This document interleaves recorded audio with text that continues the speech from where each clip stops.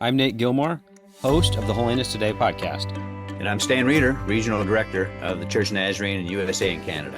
And we're having a conversation with Dave Anderson, and I am the lead pastor at Kankakee First Church, affectionately referred to as K1. All right. Well, welcome to the Holiness Today podcast in collaboration with USA and Canada. Excited to connect with you.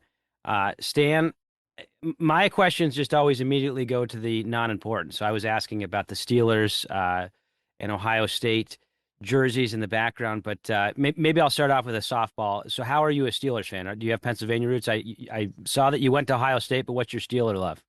Where does that come That's from? where I was born and raised. When you're born and raised in Pittsburgh, you bleed the black and gold. Okay. And then you went to Ohio State, so that's where the Ohio State love comes from. Is that right? That's correct. Yeah. Yeah. I think I'm not seeing any Crosby jersey back there for the No, I need to get one of those. I got to break down because he's a champion too. So I like to have champions up there. You gotta have a champion up there. Yeah. Yeah. He's had one of the most remarkable careers. He just had 21 consecutive years of getting more than a point per game. That's never been done in history. No, he's phenomenal. Amazing player. Yeah, and he's never been an embarrassment. Oh man, hockey, yeah, you know? class all the way. Yeah. Yeah. Unlike all the three of us, he's never embarrassed, his his people. So, hey, one of the things I love about you, Brother Dave, and we've known each other now for, I don't know, 15 years, something like that, quite a while, is your testimony. And could you give us a short version of your testimony of how you came to know Jesus? Sure. So I'll say it this way. I grew up in the church, so I was given all that grace by grandparents and parents, but I never embraced it until my 30s. Why? Some impacts in my teen years, and this is why I think it's so important that we raise up good spiritually developed youth pastors in particular. The answers that I would always get to questions, because I was a question asker, were the religious-ese kind of answers, the pat answers, which kind of turned me off. And I thought I had this belief that you couldn't be intelligent and be Nazarene. And I was still wondering if you could be intelligent and be Christian. So that's how I entered the college space. Fortunately, I went to Olivet, which then started to open my mind to, okay, hey, no, you can be intelligent and ask hard questions and wrestle with them. But I still wasn't rooted. So when I went into law school and then I got a job at one of the top firms in the U.S., I wasn't rooted. I didn't have the foundation. Jesus wasn't Lord of my life. And so what became Lord was money, power, and prestige. And so my life, I worshiped the God of me, myself, and I. So I like to refer to myself during that time period as a church attendee who was going to church and going to hell at the same time. And I think that many people probably can relate to what I just said. And that may be where they are. So that's where I was in my 20s, worldly success, killing it, but relationally, going to church on Sunday and then doing whatever I wanted during the week. And then in my 30s, I was just hit with the reality, where is my life going? Where is it headed? Because this just seems like I'm only as good as my last case or my last brief or my last whatever. My life is just rooted in circumstances and outcomes. And those things can be sometimes out of your control. You don't have control over those. And so I was starting to feel deeply disturbed inside. I didn't have peace. I had restless nights. I would sleep with papers next to me where I could take notes because I needed to make sure my next brief was, I did the last one or it was perfect. I needed to win again, do anything to win because that's what keeps the job. That's what keeps the money flowing. And so it was a rat race and I was dying inside and my relationship, my wife was hurting and I was becoming an ugly person because it was all inward focus. It was focused on me. And I ultimately was wrestling the fact that I guess I can't control everything. And so in my office in downtown Pittsburgh one night on a whirlwind of a case. I'm up late working this and that for about a couple of months. I just finally said, what am I doing? Where's my life heading? Because I'm hearing truth. I'm just not embracing it. And so in my office, I just cried out to God and I just said, man, I'm a mess. And I just started confessing nonsense and sin and man, what am I doing? And in the midst of that, I just cried out to God, what do you want from me? Just speak. And in that moment, and it hasn't happened really in my life, but just a couple times, and this was the first time God did. And it wasn't like that audible, like he just picked, rang the phone and I picked it up. It was this clear thought that he put in my head and my heart. I want to use you, the gifts I've given to you, not as a lawyer, but as a pastor. And that freaked me out to such an extent that I thought, whoa, maybe I am just completely stressed out now and I'm starting to hear weird voices. Okay. So I just stopped what I was doing because it was like really close to midnight. I just went home to bed. And I didn't talk to Kristen about it until a couple months later as we'd always take a drive vacation and we were driving to our family farm in Missouri and we're going on Interstate 70, coming out of the mountains of West Virginia down into and entering Ohio. And I decided at that point in time, I made sure all the doors were locked. And I said, Chris, I think that God has asked me to be a pastor. She threw a couple pretzels at me and then she said, well, if you're going to be a pastor, you got to be a Christian first. Because she knew I wasn't living it. And then she said, maybe you need to go see a counselor because this is out of control. You're obviously stressed out and you're starting to think weird thoughts. But that began the journey of us having conversation about this call. And I still wasn't a follower yet. And we wrestled with that for 5 years. That's another story, Stan, maybe for another day, of that whole wrestle during that 5-year period. Because that call continued to grow in me to such an extent that I became so anxious that at sometimes I'd have to excuse myself from meetings because I would be overwhelmed and want to cry because that anxiety was so great because I knew I wasn't living where God wanted me to be. I wasn't doing what God had called me to do. And when you're running from that and you're taking it seriously, you have this inside turmoil that has to come out some way. And it was making me anxious and making me a weird crier, which I never experienced before. I was controlled my emotions. And so I was it was just weird. And eventually that propelled me to get real. And Kristen finally came along as she was praying in and just said, hey, I believe you're called to be a pastor after she heard a message on a Sunday. And then we became accountable. And then Jesus became Lord of my life. I said, okay, like you own me. My life is not my own. You direct where I go. And so we sold our dream home and went to seminary and the rest is history. I live by with this life statement that my life is not my own. I live before the audience of one. Before others, I have nothing to prove, nothing to gain, nothing to lose. And so therefore, I just want to be where God wants me to be in word, in thought, and deed, and place at each moment. Because if I'm there, then I'm at peace. I've tracked your ministry over the years. And in fact, I've had a chance to see it up close and personal. You helped me become interim pastor at Midland Naz there in Michigan. That was your first church at a seminary. And second church. Yeah, that's right. Second church at a seminary. And then your third church was, help me remember here. Church on the Hill. Okay, it was. Okay, I was thinking well, maybe there's a place in between. I thought, no, I don't remember there being a place in between. So McMinnville, Oregon, Church on the Hill. And then we're a DS, but still a pastor of Church on the Hill. Never stopped being pastor there. Yeah. And then came the Kankakee First, K1. And those three churches, I don't know exactly about your first church, but those three churches were all in a situation of I think we could say crisis, all three of them, a significant crisis.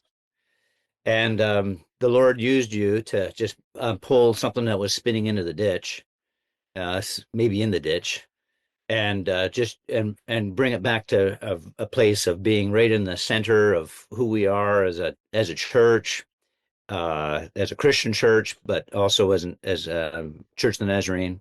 Just brought it right back into the center. Every one of those three facing real crisis situations. And I saw that because when I became interim pastor years after you had left Midland, your imprint was still very much there. I could see exactly how the Lord used you. I saw firsthand, because I was your DS, how you turned around McMinnville. And it was in very serious trouble in so many ways, pretty much every way. And the Lord used you incredibly there. And the same now at Kankakee First at K1. Um, Tell us a little bit how does that how did the Lord use you to turn around situations that were in such grave danger of just losing it all? Yeah. So I will answer that question by starting at the beginning with my first church, Yeah. because that church ended in failure, which then prepared me for what God had for me. But I couldn't see that at the time. The first church I came to was also in crisis. It was a New Start church. The pastor had to leave, so he left. And meeting in a school in a good area in Indianapolis, a growing area. And at that time, Stan, I still had to confess that I was still a pretty arrogant guy. At that point in time, probably Kristen and I were both arrogant. Everything that we had touched at that point in time became successful. And so we came into that environment like growing area. Oh man, all they need is commitment to excellence, vision. Look, we know what we're doing. You know, we've always succeeded. We're going to turn this church, so forth and so on. So I had a very non-God dependent start to ministry. It was still Dave dependent, and God had to beat that out of me. And in his first church, which I was there for 4 years, we grew from 35 to 120. The church was not officially a Nazarene church yet. They wanted me to make it one, although it was started as an interdenominational church by our denomination. And I learned a lot in that. And we ended with failure. That is, the church no longer exists. It no longer exists. So I'm sitting here thinking, okay, God, did I hear you wrong? No. People were helped there. It was, there was a lot of good there, but it didn't. I mean, we ended. We didn't. It closed. What did God teach me? My goodness, I had to get on my knees more. My goodness, it's not about me, Stan. It's about God working through me. I don't care all the gifts that you have and all these la da da da da. If you're not reliant on me, I'm going to show you what happens. Disaster can happen. Things can end. It's out of your control. Either you build your ministry on me or you won't have ministry. And so I spent a year at a non-denominational church just processing all that. God really taking away my pride and my arrogance. And that laid then the foundation for stepping in the next street. Because the next church I went to, which was Midland, I had a completely different persona in a completely different attitude. And it's all about God, not me. I'm just your humble instrument. So if you want to take me to this church, although I'm at a non-denominational church that's like 3,600, it's going crazy. The lead pastor and I are hitting it off well, and he wants to use me in all this ways. I just pressed in, God, is this where you want me or not? And God led me to a church that was dying in Midland. Now you're ready for me to use you. Now you can experience my resurrection power because I trust you now, Dave, that it's not all going to go to your head. So I just continue to bear testimony in these situations now where God moves me to crisis situations. God has used all my legal and consulting skills, but now they're in proper perspective. They're just instruments and tools of God because I know that without God, this isn't going to happen. And it makes it so much more freeing in these situations, Stan, because I just point to him. I don't understand it either, folks. So I say it, but God's trusting us. We're just going to stay rooted on certain foundational principles that are biblical, and then we surrender the outcome. We trust the process and surrender the outcome. So I guess that's a little long-winded way to how is God handling me that, but I wanted to start at the beginning with failure, because then that prepared me to really be the instrument I think God needed to use to resurrect these churches. One of those foundational principles is prayer. I was not a praying pastor at first, Stan. Now I do nothing until that happens. And I like to say this nomenclature I've used at each of these three churches. I want to be a Pray First church. And that means something in action, not just in words. And so we design systems where we're actually doing that as a community of faith, not just talking about it, but we have rhythms, I should say that more, rhythms throughout the year where we do that. And that really sets the basis for everything we do. Dave, I mean, we don't have to go through the 5 years, year by year, anything like that, but I'm always fascinated by people that are in a career, and then switch it to what God's another career, but what God has called you to do. At least when I've talked to different people, myself included, when I decided to move to Kansas, not having a job, and wound up at the Global Ministry Center, I did it by kind of just giving up everything. I mean, I didn't really, the security of knowing a regular paycheck, a career.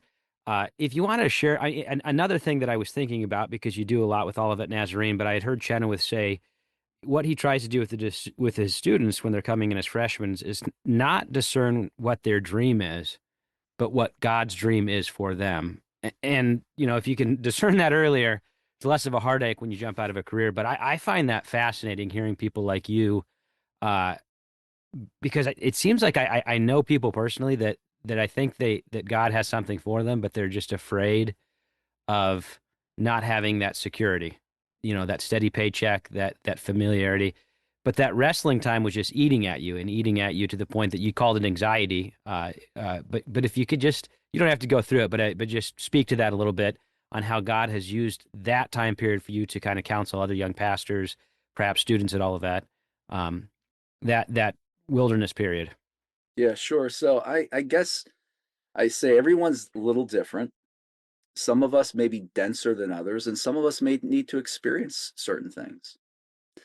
I don't think that I would be where I am today if I wouldn't experience the emptiness that comes from power, prestige, and money. Because I thought that that's what those three things would give me the peace and contentment that my heart was longing for. Uh, Growing up in a steel town, in a low middle class, you just think that if you have that, your life will be better or more content or more peaceful. And so I think so when I talk to folks about it, I'm like, hey, I don't know what your journey is, but your journey is your journey. This is mine. I needed to experience that to realize the foolhardiness of it. And now I can speak to people who are in it. Look, I can look in the eye. Look, I know I've been there. I know all you business people out in this community face sitting in these pews right now. I know what you're seek. I know where you're being tempted. I know you think this is going to give you what your heart is craving, but I've been there. It's a lie. It doesn't.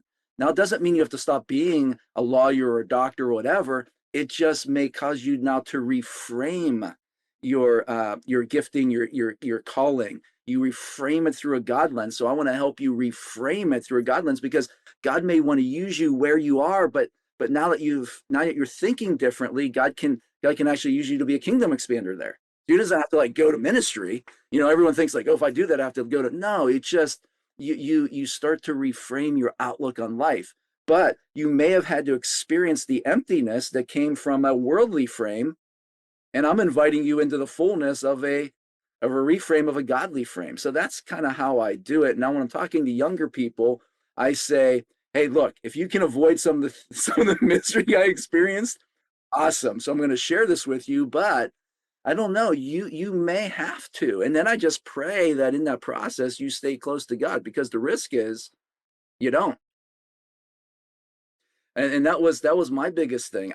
My biggest wrestle on this journey, Nate, was I was wrestling with, well, God, I hear that you called me. I have no doubt about that. But why can't you wait until I'm 45? I picked that as my date of retirement. Why can't you wait until 45 when I have all my finances in order? At least I think they'll be in order by then, and then I'll serve you. Well, that assumes that I would even stay close to God. That assumes that I wouldn't have just deadened my heart to such an extent that I wouldn't even recognize God's voice anymore, and maybe until it was too late, or I was in a position where ministry just would never happen for me because of whatever. Yeah. That makes sense? Yeah. No, that's good. Brother Dave, one of the things that is your greatest strength, the Lord has used, in my view, having watched it up close, is your preaching. And knowing that, and wanting that to you to have an influence, a broader influence in our denomination, we asked you to write the curriculum for the preaching collaborative, which now has reached I think 15, getting on towards 20% of pastors in the USA and Canada, Nazarene pastors, and many of our strongest pastors have been influenced by it deeply. But that means there's 80 to 85% of our pastors that haven't had any access to the preaching collaborative yet. Tell us a couple of things that the Lord has taught you, that you've seen Him use in your ministry through preaching, that are just vital, that you think are vital points for any pastor to hear and wrestle with, to say, Lord, what are you saying to me in my ministry through that? Tell us, what are a couple of vital things that are just the Lord's taught you that you're trying to teach others that are really important in preaching? Sure. I'll try to think of it in bullets here, so if someone's listening, they can follow here. I'll say this: it always begins by pressing in and determining the power of whatever text you're in. So it always starts there. For me, and I've learned the hard way, because in the beginning I think I had these great ideas and thoughts, and then I tried to make the word fit that, and that's always a disaster. Some of us, if you're listening, you know what I'm talking about, because it becomes very frustrating when you do it that way. So start with the power of the text, get into it, soak in it, sit with it, outline it. Before you even do study on it, just let the Holy Spirit wrestle with you in it, own it, let it, like I said, just soak in it. And I find that when I do that, I start to see things, and God's working on me and brings insights. And then I check those insights by, commentaries and things of that nature. And that may hone some of my thinking or ideas. So once that happens, then that sets the tone for everything else. And what I've learned is that we can't just assume all we have to do is then just tell people what that is. We can't just provide information to people. That's not our role. As we're more than just teachers. We're preachers. We're proclaimers, and that means that when we preach, we need to do certain things in it. So when we find that power in the text, I always say, let that then drive your intro. And in your intro, you only have, what is that, 120 to 300 seconds to grab people's attention. And if you don't, they're out. And if you consistently do that, they're going to be out of your church. They're not going to come, because they're voluntarily coming. They're coming for a piece. They're coming for something that's going to speak to whatever they're dealing with in life. And so that intro better deal with some type of a life question or a life tension or a life mystery that they want solved or answered or explored in some way. And so once you discover that power of the text, man, let that drive your intro. And that's where we connect with real life things and the relevancy or whatever. Then you walk into the text, and that provides the answer. And then that text always calls for a response. And so I always say the ask then is essential. Again, I'm just giving big picture here, Stan, of the big picture things. And that ask, folks, is critical. You have people coming in who again are searching, seeking, wanting something. And God's word is always calling for a response. And if we don't make an ask, we're just giving speeches, and that's not what preachers do. Preachers invite people into experiencing the life-changing power of God's grace and God's love. And so every message has to end with some kind of ask. And most people think, oh, we have to make a salvation message every time. No, I'm not saying that. But what I am saying is you have to invite them to respond to the text in some way. And that could be making Jesus Lord of their life, or it could be developing some type of a spiritual, jumping into a spiritual practice, or maybe righting a relationship that has been wronged. Whatever it is, there's always an ask. Because I used to sit in these churches where asks weren't made. And my heart would be just screaming. If somebody would just ask me to commit my life to Jesus, I would do it now. And the ask would never come. And so then that moment in time when I was ready, my heart was softened. There was no opportunity for me response. And so I continued my life cycle of me, myself, and I, which was a disaster, right? So without making an ask, I don't know. We're not preaching. We're just giving speeches. So those are just three big picture things that they sound simple, but many people don't focus on them. But if we focus there, we're going to craft a message that will allow us to preach for life change. So that's my mantra: preach for life change. Owning the power of the text, an intro that engages, makes them want an answer, and then ask them to respond to that truth and let God do the work. That's something, though, the salvation message element of it is something that you ask frequently, though. Yeah, oh, I do. Yeah. I mean, it's probably not a month where that Yeah. doesn't happen, right?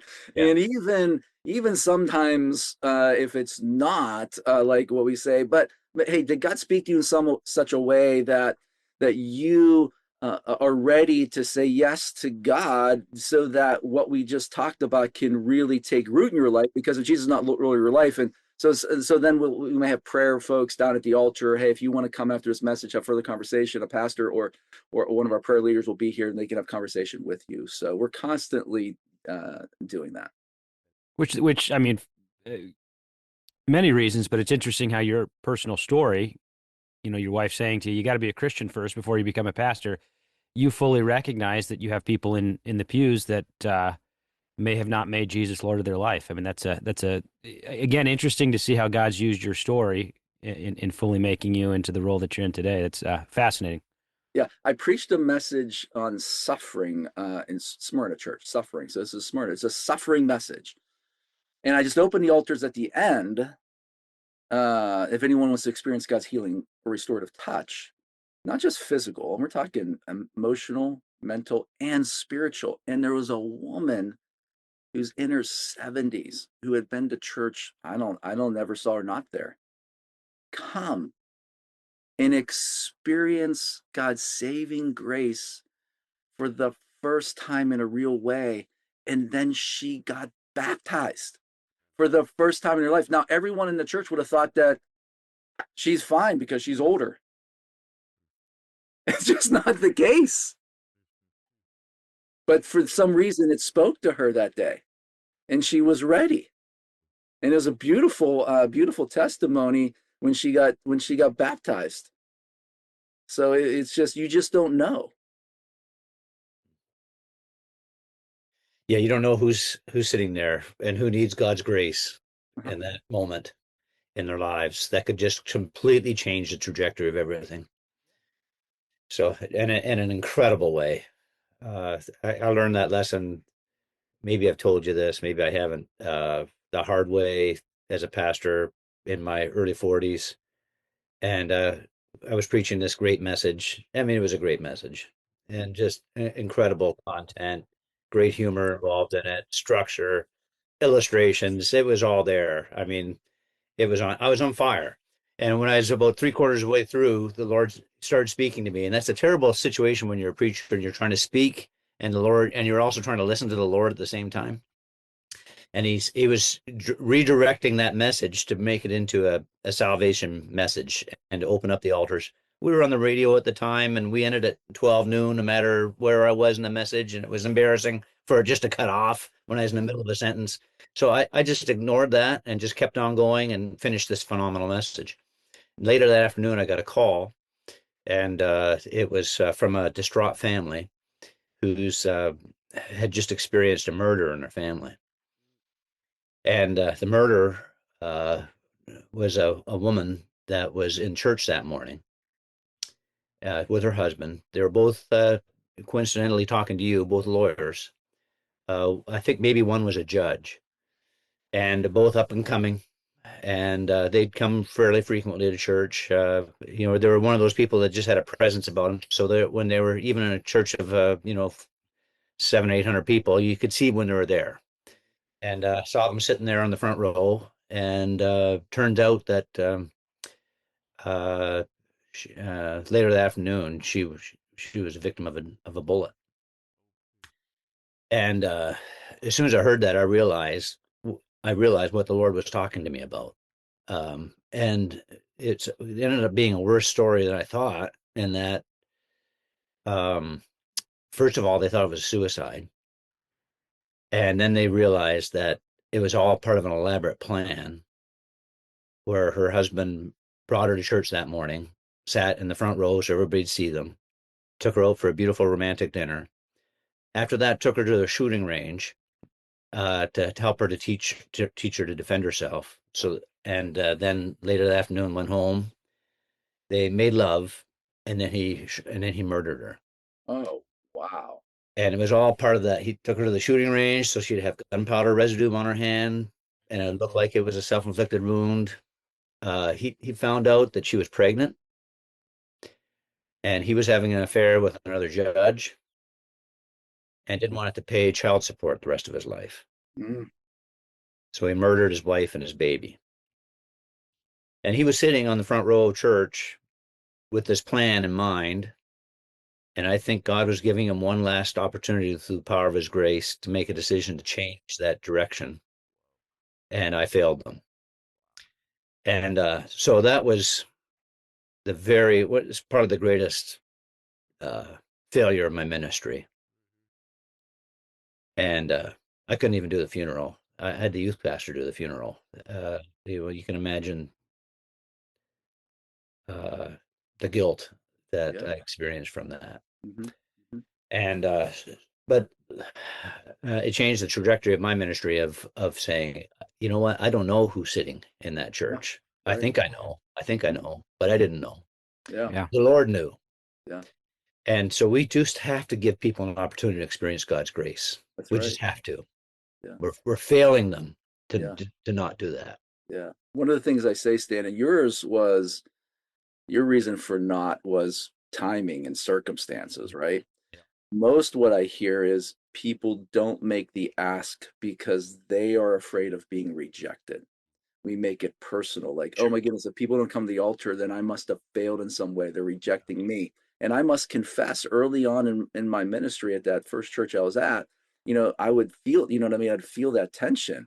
And I had to work through it. And so I want to encourage everyone, work through it. It's not about you. We're just the instruments. We're just the vessel.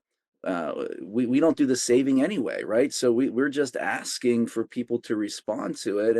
And once I started realizing people rejected Jesus in the flesh Yeah. after he brought someone from the dead. People say, no, you still don't believe. I'm like, what? You Yeah. just saw someone who's dead come alive and you still don't believe? I'm like, I don't know. So if people rejected Jesus, like, who am I? You know what I mean? Say they're not rejecting me anyway. And so I just want to, so one thing we do in a preaching collaborative is really try to encourage people, get over that fear. It's not about you.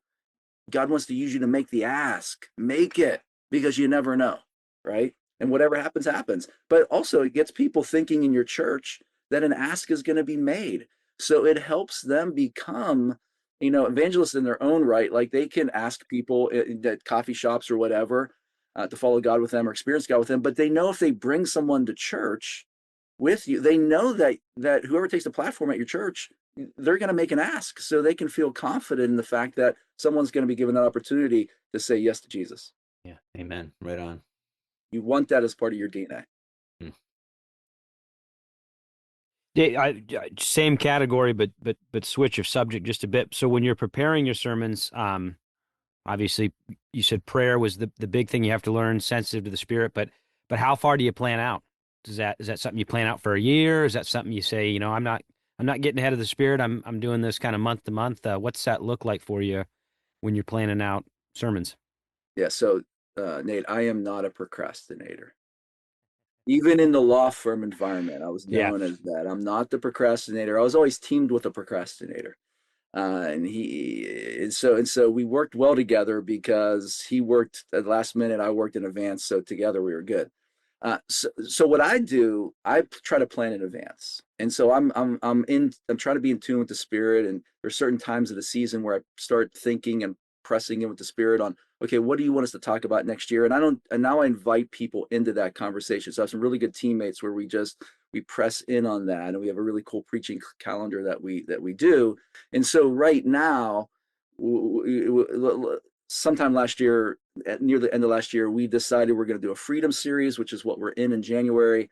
And then we're going into a Roman series, which we thought would play well after coming out of a Revelation series at the end of last year and getting us rooted. The three words we're living by this year are fewer, centered, deeper.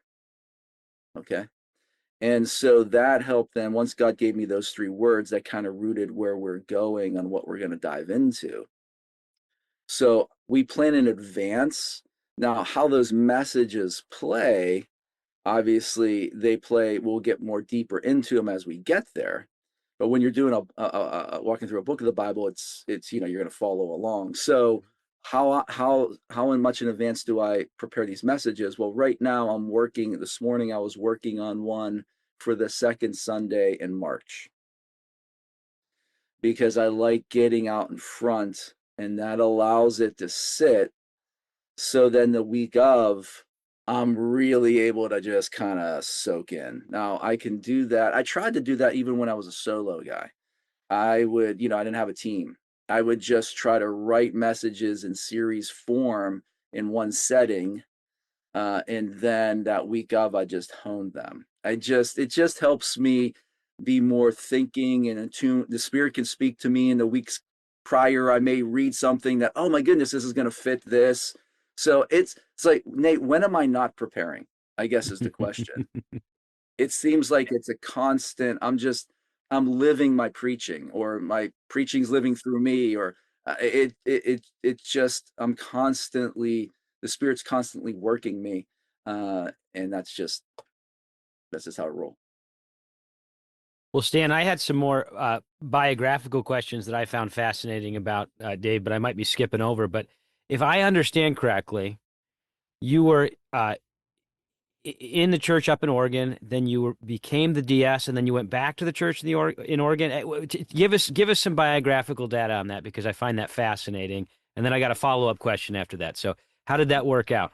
That whole experience was fascinating because I never really saw myself as a DI. I never thought about Yeah, it, right? yeah. So when I was asked, and I'm processing, and I initially was on the search team, for that role on our district, on our DAB, and then people were like, "Well, no, we want to look at you." I'm like, "Well, then I peace out. I'm not obviously not going to be on this process anymore." So I peaced out, and in that process, I remember talking to Dr. Duarte, and I said to him, I'm going to take my name out. This is in December because I don't feel vision. I've been, God hasn't given me any. So I think I think I'm just going to say no. And he said, please don't do that. I said, why? He goes, I want you to continue praying in December. So I followed my leader. I said, okay, I won't withdraw. I'll just keep praying. And I did. And I remember sitting in a service, Nate, when our youth pastor was preaching. He thought I was taking notes on what he was saying. I was not.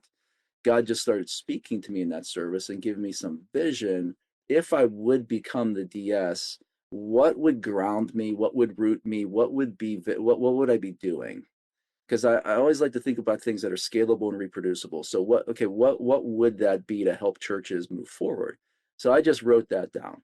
So I called Dr. Dwart and I said, hey, look, God spoke, gave me vision. Doesn't mean I'm going to be the DS, because you guys got to still process that one. But at least I feel like if you ask me, it's like I can't say no for some reason. It's like weird. I'm not, it's like not a yet, but it's not a no. So I've never been in a situation before. But if you ask me, I won't say no. because I feel like I got vision now. That's how I answered him. He said, like, I'll say yes. I just said I won't say no. It was really weird. So he calls and says, hey, no, we want to appoint you. And I'm like, okay, I'm not going to say no. I'm going to do it. I had no idea COVID was coming. And I think in God's master kind of plan here, it was the best, because I come in the first day DAB meeting, I'm laying out, okay, this, and I'm planning to leave the church on the Hill, and do that. And then in the meeting, our governor shuts our state down. I said, everything we just talked about, it's out the window. Guys, we're done. I got to rethink this. So give me a few weeks to rethink I got to get a lay of the land. What are we doing? And it was in that process that I said, okay, maybe we need to look at things differently, because I had no idea financial implications. Who knows what's going to happen right now? So I just said to Dr. Duarte in our DAB, hey, look, here's another idea. I think I can dual this. And here's how, and here's financially how this worked. It actually saved our district about 100 grand or 90 grand, whatever it was. It's a decent number. And so Dr. Duarte is like, well, hey, we do this in Africa anyway. So what, let's just roll. We're in interesting times. Let's just do it. And our board at our church was like, oh my goodness, this is great, because we don't want you to leave in the first place.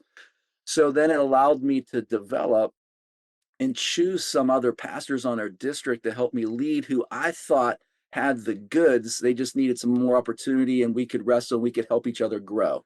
So I hired 4 coaches. That's what the DAB wanted to call them, 4 district coaches that worked under me and with me. And then my team in McMinnville was solid enough at Church on the Hill that I could team that too. So it was just a perfect situation for this to happen.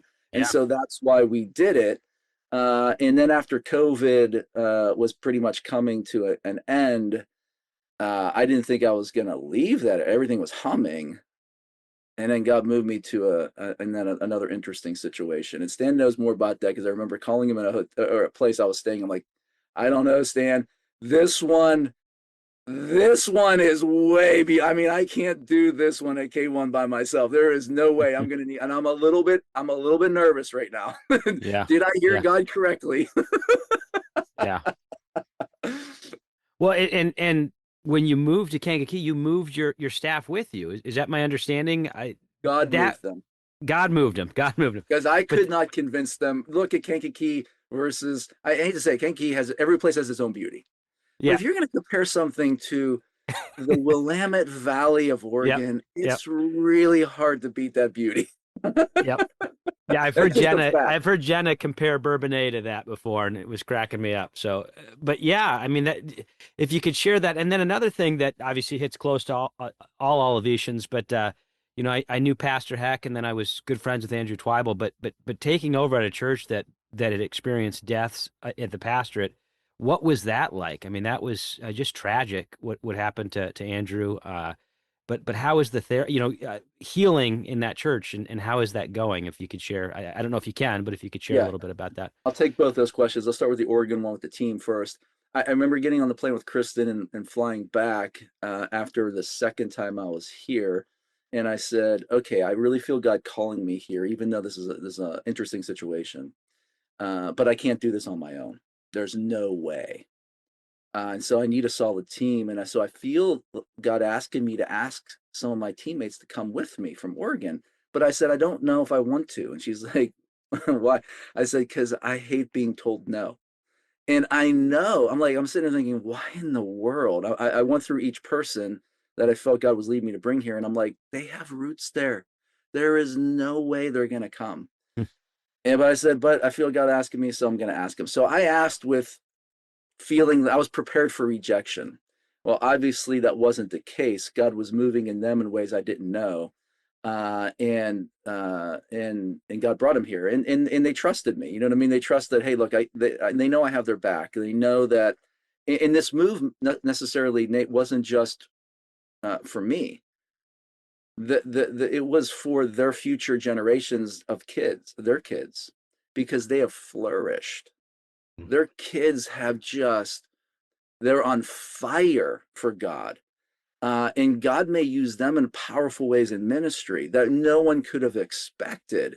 So there was a lot of things here that I had no idea about, but just my obedience and inviting allowed them to have their obedience moment and then flourish, right? So that's good. So God moved them, not me, but that's how that went. And I think it brought a lot of unity to us as we came to be used by God to help turn around this church. So how has that worked? Again, God resurrection power, Nate. Yeah, there were some very delicate things. The first person Kristen and I met during the interview, this is before the interview, we pull into the parking lot. Person gets out of the car. She says, "Can I help you?" I said, "Well, we're looking for this room. We don't know where it is, and I assume this is the entrance." And she goes, "Let me help you." She goes, "I think I know why you're here. I'm here praying for this meeting. My name's Kathy Heck, Hmm. Ed Heck's wife. Hmm. So she's still a part of this community of faith." And she asked me, if you after we another time, she goes, "Hey, if you come here, is it okay if I stay?" I'm like, "Of course it is. Like, holy smokes, I want your prayers." Yeah. Yeah. And then Andrew's spouse, Simone, obviously a little Yeah. closer to the situation. That was a Yeah. very delicate thing, and she's a fantastic leader and preacher in her own right. And so there were some delicacies that I just had to try to navigate there as well. And she's rocking it. She's doing great. And she just recently took a new position in Florida. But yeah, there were some sensitivities, and there were some sensitivities in the church because the evil one tried to create division on some things, on some theological things too, that we were walking into. And so we just really tried to stick with truth and set the tone of what it means to be a follower of Jesus, so looking to Sermon on the Mount, and then positioning to really launch New Vision, which we did in February of the following year. And then that rooted everything. That gave people elevator speech too, a reason. And then we just started seeing snowball effect that we had not expected. I never came here. People say, "Well, you came here to minister to college students." I did not come here to minister to college students. I came here to be used by God to reach all. They had less than Mhm. 10 college students coming to K1. Now we have like 400 and some that come on Sundays. But that wasn't Yeah. that wasn't what I was going after. It just happened because we are truth speakers in a culture right now where truth is just crazyville. And the next these Gen Zers are tired of the untruth nonsense that's claiming to be truth, and they want truth. And so we're dealing with all these cultural issues, speaking God's truth and love at the same time, and people are flocking to that because they know this other stuff is a joke, and they need to root their lives on the real truth. So that's what's happened. That's what blew us. We did not expect that, but it's been crazy how how that has happened at K1. So we get the privilege of developing young leaders in the church in every way, pastors, doctors, future lawyers, or whatever, but they're going to be rooted in what a follower of Jesus church does and how they go after it. So wherever they go, they can help that pastor expand the kingdom in their community. We're drawn to a close of our hour here, and I like to end with a question that maybe it'll open up something for you. Is there something that is you're really passionate about these days that the Lord is doing in your life through your ministry? Maybe a new thing, maybe something that's just reaching its fullest impact that you were hoping that we'd ask you about, and we never asked you. Anything you want to talk to us about that you think would be a benefit to those that are listening? That you just think, oh, I don't want to leave this time without saying this to maybe encourage or challenge or help or uh, one of our listeners.